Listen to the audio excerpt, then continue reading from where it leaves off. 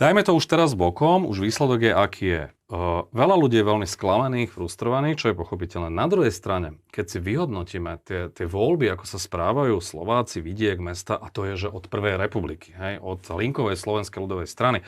Vladimír Krivý, sociológ, mal štúdiu, kde to rozobral vzdelanosť, kraje proste a tak ďalej. My volíme v podstate stále rovnako, keď to mám veľmi zjednodušene povedať. A aj po revolúcii Mečiar, Slota, Fico, v tých istých regiónoch v zásade vyhráva ten istý typ politika.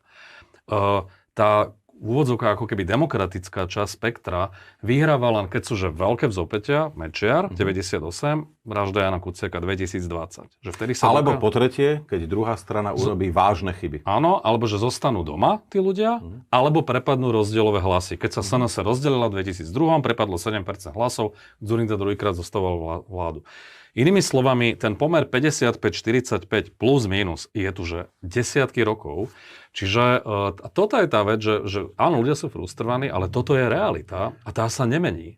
Absolútne s vami súhlasím. Toto je to, čo ja sa tu tiež, som jeden z mnohých... Skrátka len zhodou okolností vyhráva. Áno, presne tak. Ja sa snažím toto odovzdať.